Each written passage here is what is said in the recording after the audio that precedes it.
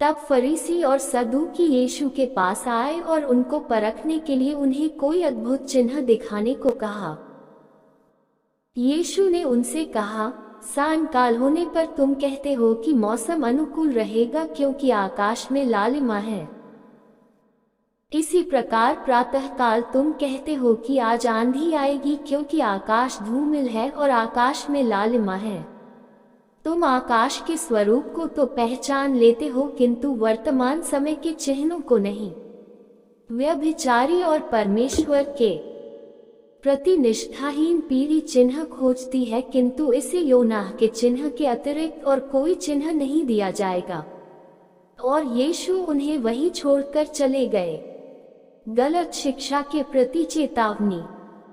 झील की दूसरी ओर पहुंचने पर शिष्यों ने पाया कि वे अपने साथ भोजन रखना भूल गए थे। उसी समय यीशु ने उन्हें चेतावनी देते हुए कहा, फरीसियों और सदूकियों के खमीर से सावधान रहना।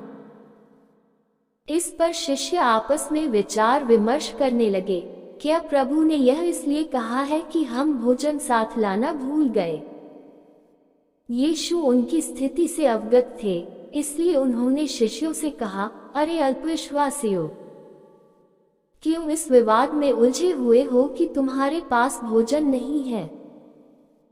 क्या तुम्हें अब भी समझ नहीं आया?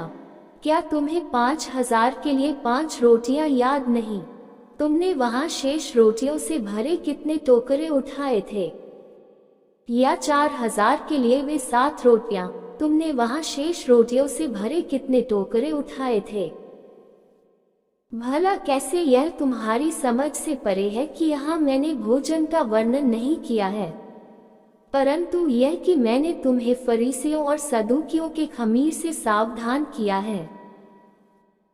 तब उन्हें यह विषय समझ में आया कि यीशु रोटी के खमीर का नहीं परंतु फरीसियों और सदूकियों की गलत शिक्षा का वर्णन कर रहे थे। पेत्रोस की विश्वास स्वीकृति। जब यीशु कैसरिया फिलिप्पी क्षेत्र में पहुंचे, उन्होंने अपने शिष्यों के सामने यह प्रश्न रखा, लोगों के मत में मनुष्य के पुत्र कौन है? शिष्यों ने उत्तर दिया, कुछ के मतानुसार बपतिस्मा देने वाला यूहन्ना, कुछ अन्य के अनुसार एलिय्याह और कुछ के अनुसार यिर्मयाह या भविष्यद्वक्ताओं में से कोई एक।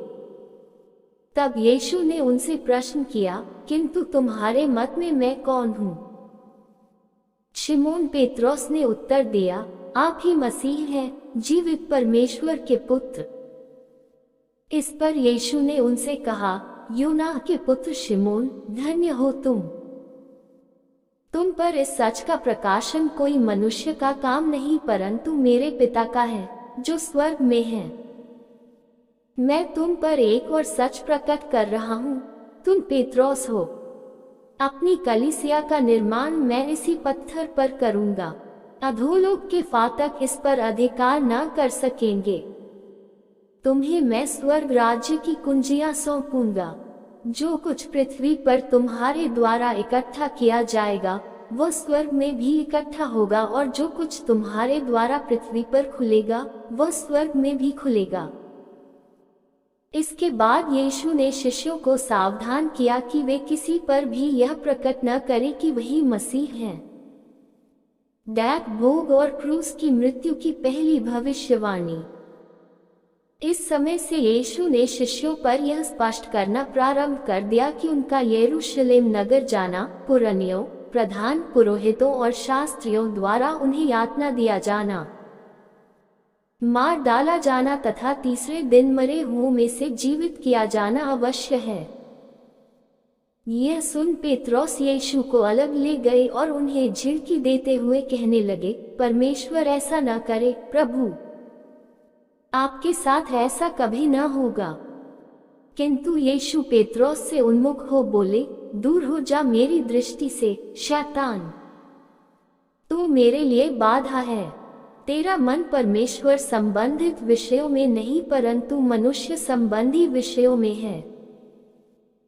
इसके बाद यीशु ने अपने शिष्यों से कहा, जो कोई मेरे पीछे आना चाहे वह अपना स्वयं को त्याग कर अपना क्रूस उठाए और मेरे पीछे हो ले। जो कोई अपने जीवन को बचाना चाहता है वह उसे गंवा देगा, तथा जो कोई मेरे लिए अपने प्राणों की हानि उठाता है उसे सुरक्षित पाएगा। भला इसका क्या लाभ कि कोई व्यक्ति पूरा संसार तो प्राप्त करे किंतु अपना प्राण खो दे। या किस वस्तु से मनुष्य अपने प्राण का अदला बदली कर सकता है। मनुष्य का पुत्र अपने पिता की महिमा में अपने स्वर्गदूतों के साथ आएगा, तब वह हर एक मनुष्य को उसके कामों के अनुसार प्रतिफल देगा।